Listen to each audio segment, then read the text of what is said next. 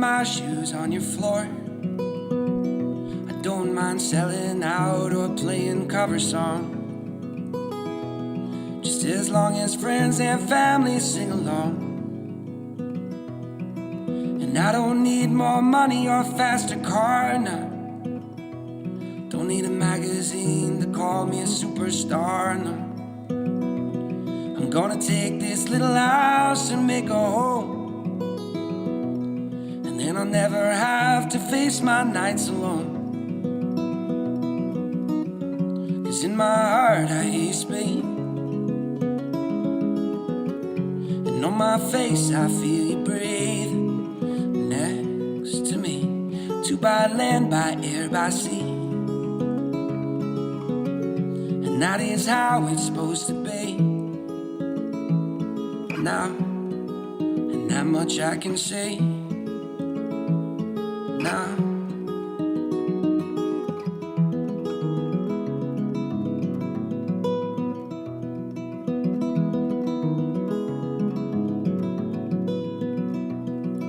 I'm pulling loaves of bread down from the shelf, and how rare it is that I stay up past 12. In the backyard we are going to start a garden. If that don't sound mighty good, I beg your pardon. 'Cause in my heart I hear you speak, and on my face I feel you breathe next to me. To by land, by air, by sea, and that is how it's supposed to be. Now, and that much I can say. Now, if they don't love us, we don't need them. Let's find our own brand of freedom. If they don't love us, we don't need them. Well, let's find our own brand of freedom.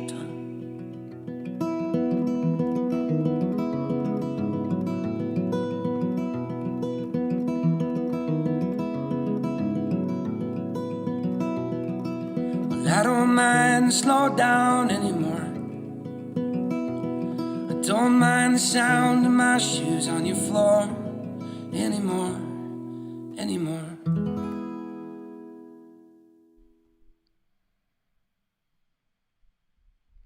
And hello, everybody. Welcome to this evening's tasting.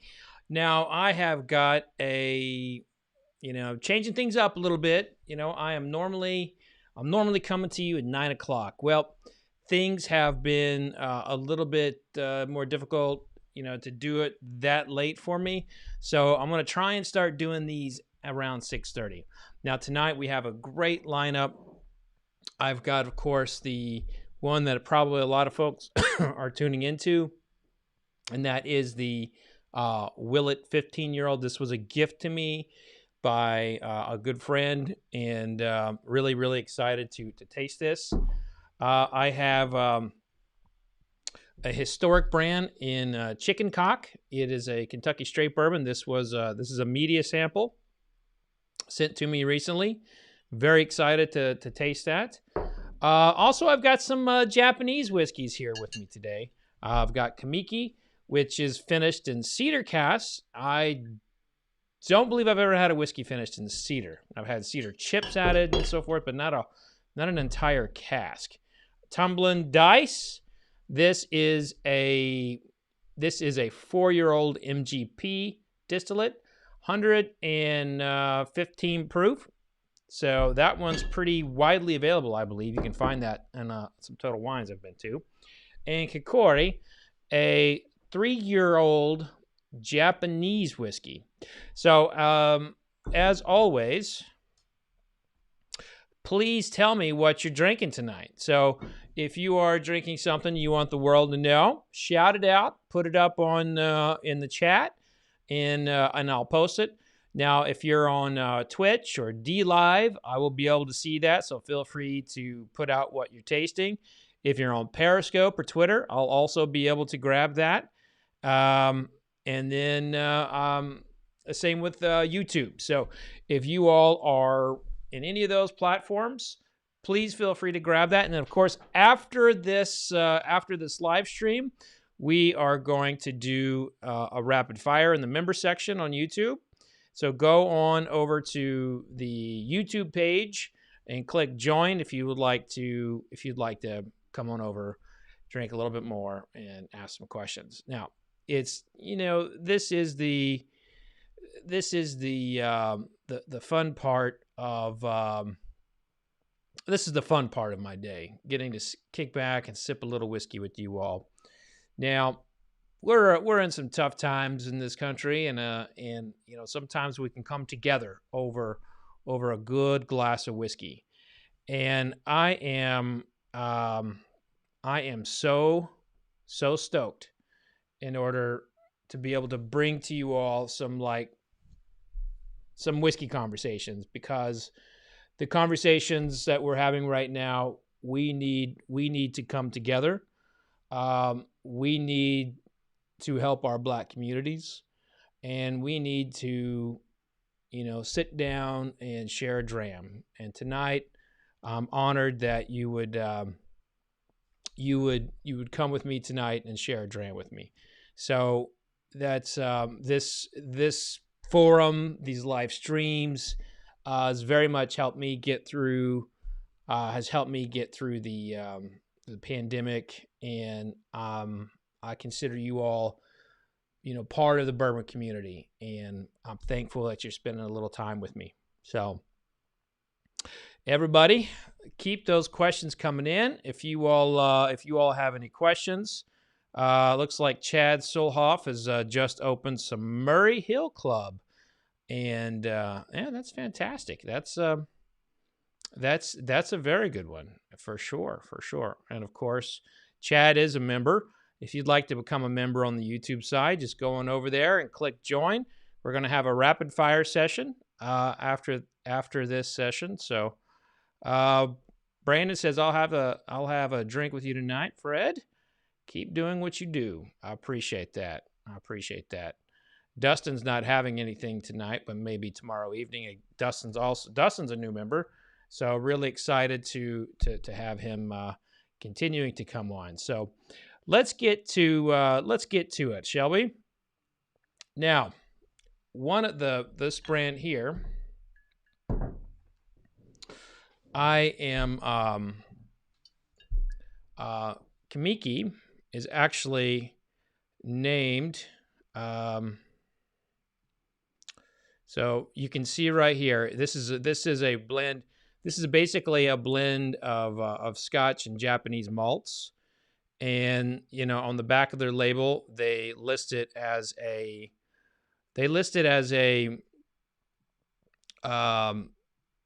Japanese style. But one thing that really kind of took me aback is American whiskey, we're used to these brands being named after people. This is actually named after a famous shrine in Japan, and so this is straight off of their website. And I think it's really cool that it has this connection, and it's actually blessed by priests. And I just love that kind of story, that kind of back history. But this is indeed a blend. It is 100% malt.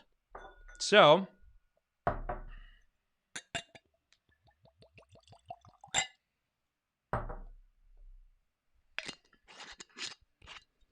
it's 100% malt. It does not have an age statement, but per law, this has to be at least 3 years old, and that's basically the standard outside the United States. If you see whiskey on it, it has to say has to be at least 3 years old, or it's not whiskey. That actually ended up being a little bit of a controversy for some of the folks in the craft distilling game who were trying to send whiskey over into Europe, and they were like, "Oh, wait, that's not That's not whiskey. It's not 3 years old. So interesting. So it is finished in cedar cask. Now, this is a special Japanese cedar cask, and the cedar that this was used was normally used to build temples. They made some barrels out of this and finished it in there. So really stoked to give this a shot. Of course, Japanese whiskey is all the rage these days. People are, so I'll put that bottle right there. Get these guys out of the way. Give you a good look. So there we go.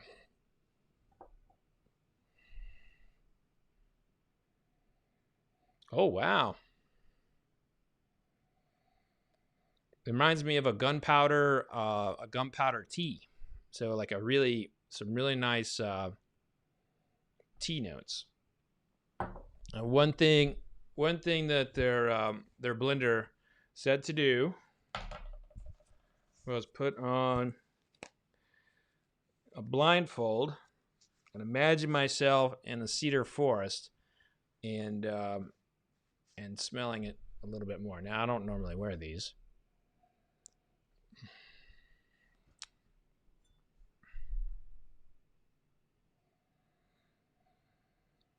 I can't see what you're saying, but I'm thinking maybe I should do this entire episode blindfolded. That might be interesting. I'm getting a lot of tea notes. Just a ton of like the kind of oolong. It's kind of earthy. I definitely do smell the cedar. It's kind of like the like a cedar box, like those nice cedar boxes that are made. And it reminds me of the inside of a humidor, like a really good, big humidor where it's a very nice smell. I dig that smell a lot.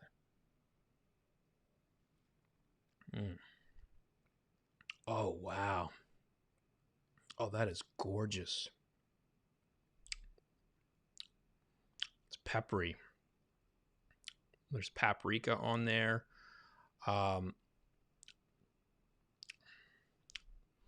It's definitely, you can definitely see how I can't see, but it definitely has this whole thing where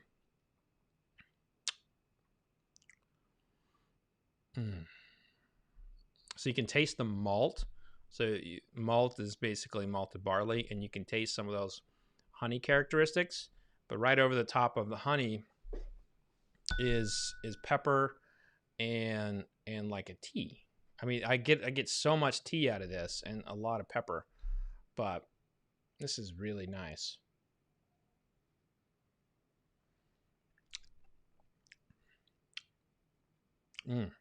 I like that a lot. That's really good. Okay. Well, that was fun. So I did the exercise of wearing that. Maybe I should do this. Maybe I should wear this more. So I'm gonna wear these. I'm gonna wear this the whole episode. We'll see how this goes. So I really enjoyed the Kamiki. The Kamiki is this is a lovely whiskey. If you're into exploring whiskeys outside of bourbon and want to jump out there a little bit, I do highly recommend this. But no, it's got a lot of those. It's got a lot of like peppery and tea notes in there. I love oolong tea, and so it has a lot of that. But that cedar, kudos to using these cedar casks. They're definitely bringing something out into this whiskey, that you will not really taste anywhere else. So pretty exciting whiskey here. And next up, we have Kocori, and Kocori is it's distilled rice. Now, I am an enormous fan of rice beer. I absolutely think rice beer is like the best thing to pair with sushi, and I love sushi. So okay, so I'm gonna go back in blindfolded. That was actually I've done a lot of blindfolded exercises before.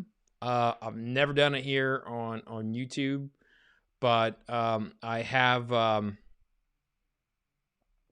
I've done a lot of this, but most of this was done in like wine. I haven't done a lot of blindfolded tastings in bourbon.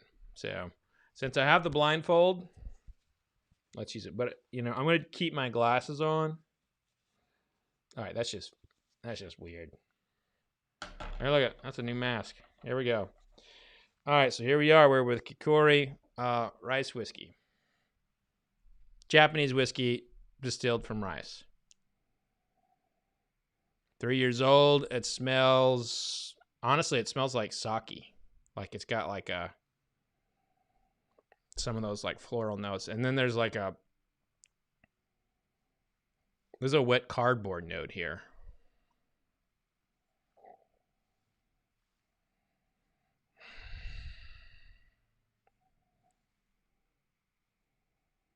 Yeah, wet cardboard, sake, and friggin' laundry detergent. Like opening up a box of Tide.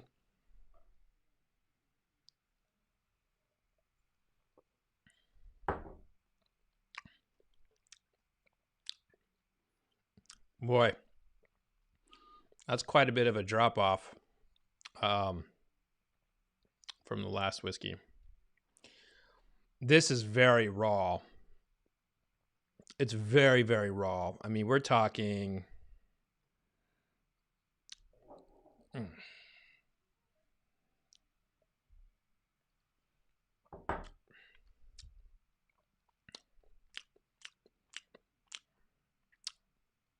Very alcohol forward. It's that nose of wet cardboard is very powerful, and it's got it tastes like sake. And I love sake, but I'm not expecting my whiskey to feel that flat. In terms of like there's like no like it's alcohol forward, but there's like after that there's like hardly any notes. It's on the palate like sake, but you can tell it's a distilled spirit and there's not a lot of notes. This is falling very flat for me. I don't think I like this one. Okay. All right, so we're gonna go to the next one. What do you think of the mask? Keep doing the mask. What do you think? I'm kind of digging the mask, but also, yeah, I like seeing what you guys are saying.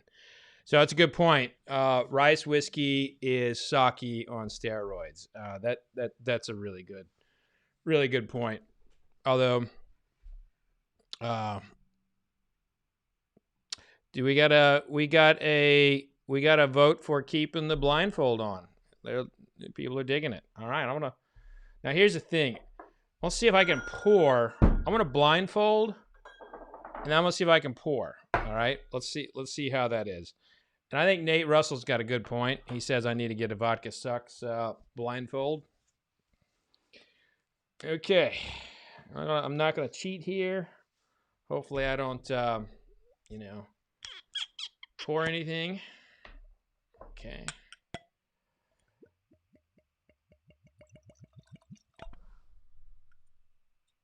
There we go. Filled it up. I'm gonna do this whole friggin' episode blindfolded. Let's do it. Okay, so this is the. Oh, I do need to put up the little graphic. Let me put up the graphic real quick. Okay, this is getting real. I'm getting really weird, and I need my glasses for that. Okay. All right. So now we're going to this guy.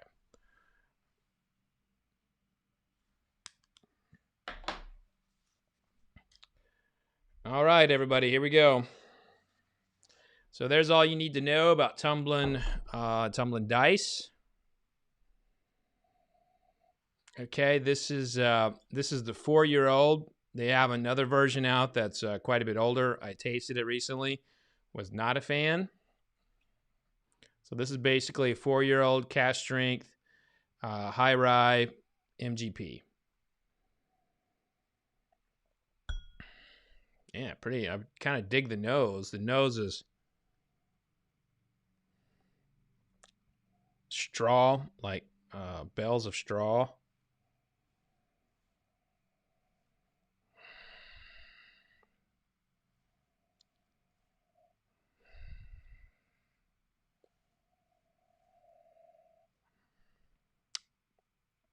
After bells of straw, there's some fruits in there. There's like honey being, kind of cooked on the stove, kind of getting overcooked, so it's like a burnt honey smell.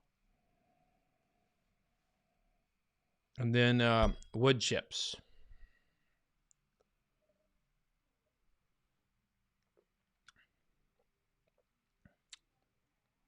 Wow, yeah, that's good. Now I like the 4-year-old a heck of a lot more than I did their other one. Yeah, it's not complex. It's not anything that's going to make you jump up and down. But there's like this Hershey's chocolate bar with an almond in it. It's just a very one note. It's like a touch of chocolate, touch of almond. But it feels very good on the palate. It's not quite buttery, but it falls on that kind of down that line of it falls down that line of like having really, really good mouthfeel, but not great. So it's about to go buttery, but it doesn't penetrate the entire tongue. I'll taste it again.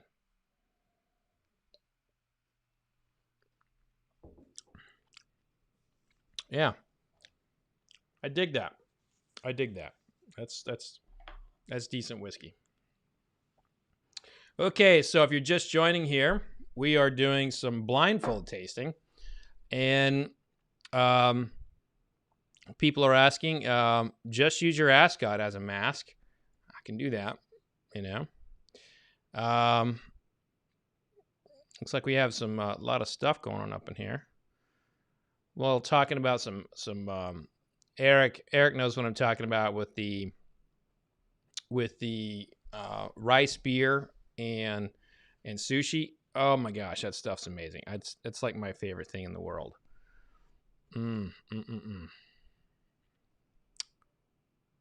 Yeah, Jeff, that's the one. It was the 11-year.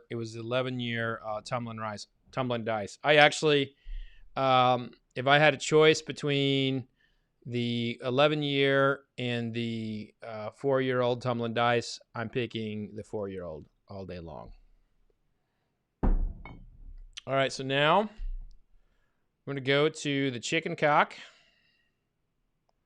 Going to have a little bit of chicken cock.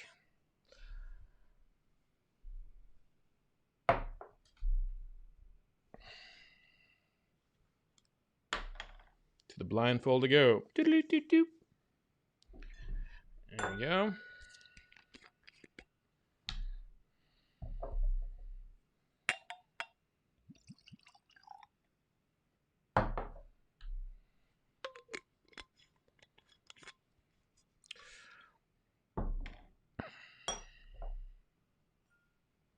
Now this is actually this is distilled for chicken cock.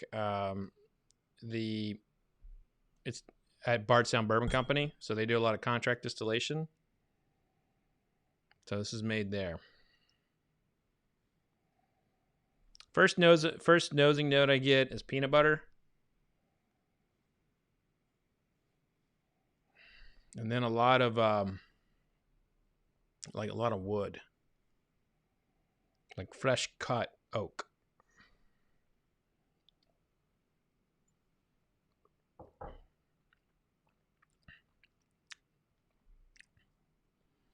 Yeah. I mean, it's got a real nice approach to the palate. It's coming on there nice and gentle at the tip, walking itself toward the back, kind of dripping down the jawline a little bit, prickling in some like honey and pear. There's like a canned peaches note there toward the end. This has got some depth to it. This is good.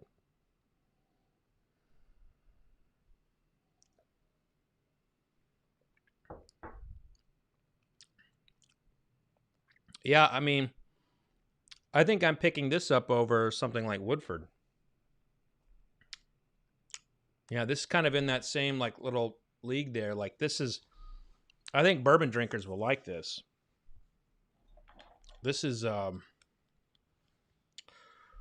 I don't think I can't do the mask and do all this at the same time. But the chicken cock whiskeys, the Kentucky bourbon is really really solid. Really dig it. I'm gonna type with you guys while you're in here. So I highly recommend the chicken cock. It's really good. Solid, man. And it's pretty widely available in the Southeast. It's not a national product, but it's got just enough out there. So before we get into the Willett, let's see if we have any questions in the house. We are streaming across YouTube, Twitch, Twitter, Periscope, DLive, all those fun places. So, and after this, we're going to do a members only live stream on YouTube where we go in there and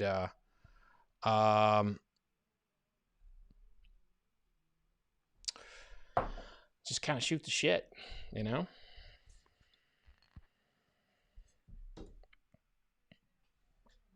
Co asked if I had any other Kamikis to review. I do not. This is the only Kamiki I have. As you could tell, I was really fond of it. I thought they really, really did a good job of really, really. I thought they did a great job with that. In fact, I need to find more Kamiki because that was like an exploration of whiskey. You know, I mean, if you're a whiskey fan and you like studying the various stuff, man, that's where it's at. Hey, we got Mash and Drum in the house. What's up, man? Of course, Mash and Drum is my buddy on the tube. Go check out his YouTube channel. He and I are going to be doing something here together pretty soon. I don't know. We've been kind of hammering it out the last few weeks, but there's a lot of YouTube channels out there, you know, doing whiskey, and I'm definitely new to the scene, and I look at what Jason has done at Mash and Drum as pretty special. I like how he tastes. I really do. He's a good kid. Okay, so here we have the Willett 15-year-old. Now, a lot of people will take a look at this bottle and, you know, and think that it is, you know, unobtainable, and it is, you know, not. This is Pappy-esque, where there's a lot of hype around it. A lot of people want it. And people salivate for this bottle, you know, and this is a single barrel 15-year-old Kentucky straight bourbon. And I have a question mark down there for the price because we don't really know what this would bring out on the market. It is, you know, quite a bit costly, probably $1,000 or so. But this was given to me by a friend. And so I did not actually pay for this. Have I spent that kind of money at Willett before? Yes, I have. I spent the most I've ever spent. I've been in the Willett gift shop. I think I spent like $600 on a bottle before. So I definitely have dropped that kind of coin on dropping that kind of coin on the on this Willett stuff before, because they had some great stuff over the years, man. Great stuff. I'm talking melt down your jawline like butter, like really just so good. And the reason why, the story of Willett is they only started, distilling their stuff again in 2012, but they were acquiring stocks and compiling them and aging them in those perfect warehouses that are like up on hills. They're aluminum skinned. They breathe well. They get a lot of good time. The way that their whiskey ages is, to me, they have like honey spots throughout. Like they have a lot of honey spots in their warehouses. But the thing is that Evan Colesveen has the palate. He has a once in a lifetime kind of palate, and they just know when the whiskey's right. And so they don't have a lot of misses. Danny Lynn, Danny's a member, by the way. Danny was one of the first members in the community, and he's just a great dude. But he wants to know where it's sourced from. Now, it's no secret that Willett acquired a lot of their stock from Heaven Hill early on. But the fact is, in the 1990s and early 2000s, they were amassing stuff from a lot of different places. And, they also had some liquid from Stitzel-Weller. So in the 1990s, when all the Stitzel-Weller liquid went up on the market, Michter's bought some, Jefferson's bought some, some of it got picked up by, Julian Van Winkle, and Willett got some. Now, here's the funny thing. All this stuff is not public. A lot of this stuff isn't public. Most of it would be kind of written off as hearsay, but it's true. And the fact is that they're the Colesveen family, the Willets, incredible at acquiring stuff. So the question from Jeff Applebaum is, in my opinion, is Willett worth the hype? I think we have to ask ourselves the question, what is it that leads to the hype? Because this is what I know, is that Evan Colesveen was out there hustling in the 1980s, opening up the Japanese market for bourbon, and Jim Beam and other people kind of came in and took what he was starting to build and took credit for it. And the fact is, Evan Colesveen, I could make the argument that he was actually the creator of the small batching, technique that we know today. And I could also make the argument, that he was the most important person in the Japanese market, because he was bringing stuff in from Noah's Mill. He was pushing his brand out Noah's Mill. He had a lot of other brands that he was really like Rowan's Creek, but he was developing the Japanese market's palate in a time that was like bourbon's only hope. So, in my opinion, when we talk about hype, when we talk about people like getting upset about a bottle, I look at the bottle and I think of all the blood, sweat, and tears that a lot of those families put in to get to where they are today from a hype perspective. Like, on this YouTube channel, you can go and listen to my interview with Julian Van Winkle and hear him talk about like how he had to patch leaky roofs and he didn't think he was going to make it and all that. So everybody wants to get all upset about Pappy Van Winkle, but the cold reality is that he almost went out of business several times. And so the hype is there, but usually there is good whiskey when you follow that hype train. Unfortunately, bourbon has priced its, historically priced itself at a point where, no one bats an eye at $1,500 Scotch. Nobody. Like in the Scotch world, it's like $1,500 is like, I mean, hell, that might even be mid-tier in some circles. And so bourbon has been so like underpriced for all these years that it almost is not. Today's pricing in bourbon, like as Midwest Whiskey Reviews points out, it's like this is $750. But you have to remember that these folks are out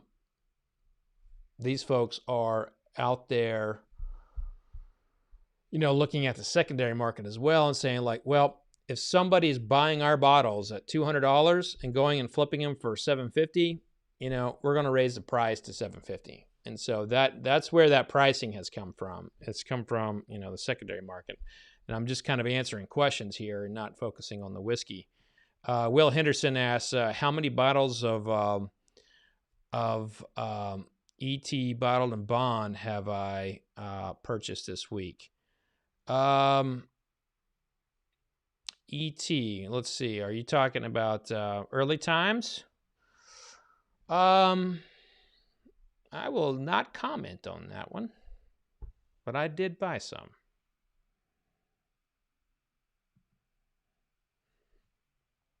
We have a nice example here of overpriced, overhyped Japanese whiskey.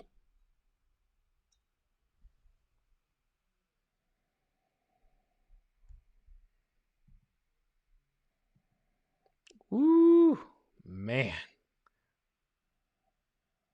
This is beautiful. If a caramel could sing, this would be humming along nicely. Just kind of like one final thought on one final thought on Willett is that I would like to see us as a community to like move on past the the price points and just accept the fact that Willett does not send me samples. Jim Beam doesn't send me samples anymore. I buy a lot of my bourbon, and everybody's always like, "Well, you get this, you get that, and everything." Man, I'm a whiskey writer. I'm a critic, and like sports writers get to go to the Super Bowl for free, and so like I do get little bitty samples like this, from time to time. But I do buy, I would say probably the majority of my whiskey. And I drop that kind of coin at Willett when I think it's the right bottle. I don't always talk about it. I don't always publicize it. But I do think that Willett is one of those brands that can take it to that next level from a premiumization perspective. Willett has the branding. Willett has the liquid.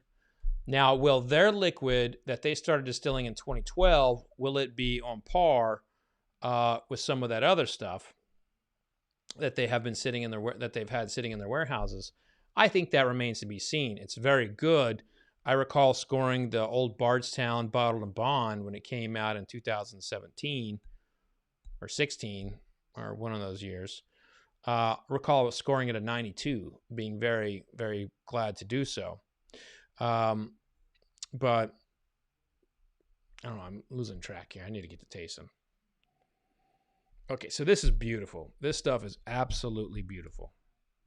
If, like I said, if caramel could sing, this has got a tune. This has got a tune of from an angel.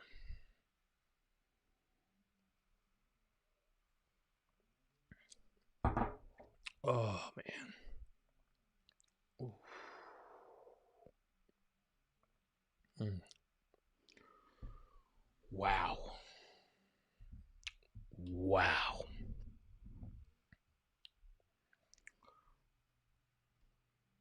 Holy shit.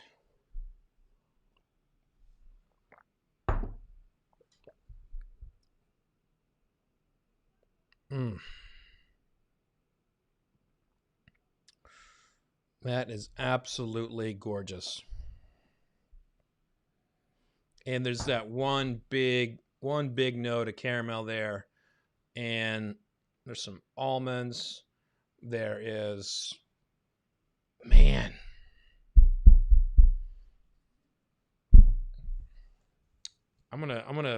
I really, you know what? I was kind of assessing like how I was uh so all right, so let for a second here. Give me a moment here. Give me a moment. Truth time. What I do here on YouTube um has absolutely, changed my processes in terms how I taste. When I'm tasting to be very, when I'm just writing, like I'm not talking, I'm like processing constantly, and I'm thinking and all that. And so like, because I have to talk, I want to talk, but because I'm trying to communicate, um what I am trying to what I'm trying to do is I'm trying to convey to you what I am tasting and what I'm feeling and everything. But in that moment, I lose. I feel like maybe like sometimes I lose a bit of a sensory touch. And when I put this on, you know, I was closed in, and so I might be doing more of this. A taster, a blind taster. I might be going back to this. So I'm gonna get Um, I'm going to get to this right here. Let me get back to this. All right, so we're going to go in blind now. All right, that caramel is so beautiful. Oh my God, it's like it's just in there singing away. And there's so many different strains of caramel in there. A nice, beautiful Cuban cigar. You can smell it, just like that hint of smoke from a distance. Gorgeous, gorgeous Cuban. Mm.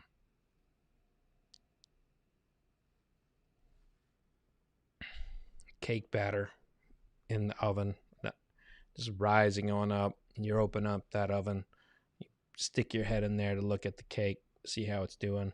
It's just early in the stage, but you can smell it. You can smell the caramelization of the flour and the egg white and the sugar.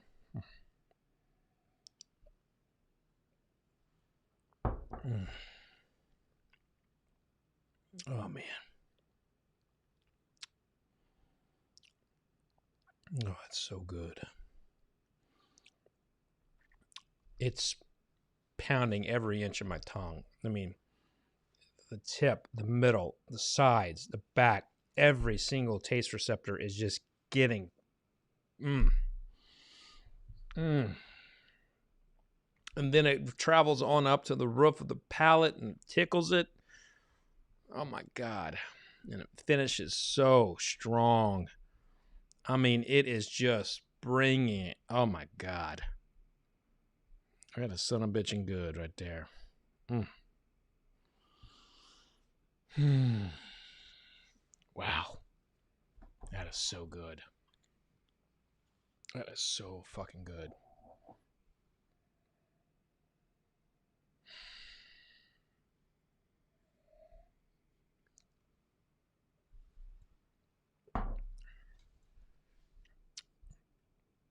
Oh man. 5 fingers. Man, oh man. I'm really digging this. Now, what I do with these rare bottles is I pour them and I send them to artists that I'm tasting with, I just did an interview with Lee Brice, the country music star. I'm an enormous fan of Lee, and I was like, what can I send? What can I send to Lee that would be special and he would not ever get? And so I sent him some A.H. Hirsch, 1974, and it was really incredible. Yeah, it was fun. Well, everybody, if you want to come on over to the member side, all you got to do is press that button and join. And we are going to have a live stream on the member side of YouTube here in a few minutes. You don't have to join, but if you would, click that subscribe button on YouTube, and join the community. Come in. We got a tasting tomorrow night. I'm tasting tomorrow night. I am tasting the Wild Turkey Bottled and Bond up against a bunch of other Bottled and Bonds. The Wilderness Trail, the 6-year-old Bottled and Bond that just came out, Old Fitzgerald Bottled and Bond, and E.H. Taylor Bottled and Bond. So we're going to find out like which one is kind of the best limited edition Bottled and Bond. And I'm excited about that. I'm also excited to see like how Wilderness Trail fares, because they're new to the game, and if you can beat Turkey, that's gonna be something. Man, it's gonna be something. Well, Doug, our moderator, says the Wilderness Trail's good. James says, nice show. Thank you very much. I do enjoy coming in and hanging out with you all. I appreciate your time. I appreciate you hanging out. And yeah.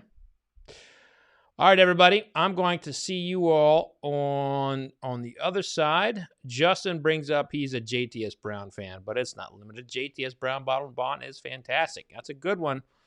So, Justin, I hope to see you again tomorrow night. We're going to be having a little bit of a fun, rapid Q&A on YouTube. So head on over there and let's just talk shop. Cheers, everybody. Oh, you know what I forgot to say? Vodka sucks. I'm still tasting the Willett, so you have to forgive me on that one. I'm still tasting the Willett. Oh my God, so fucking good. Vodka sucks.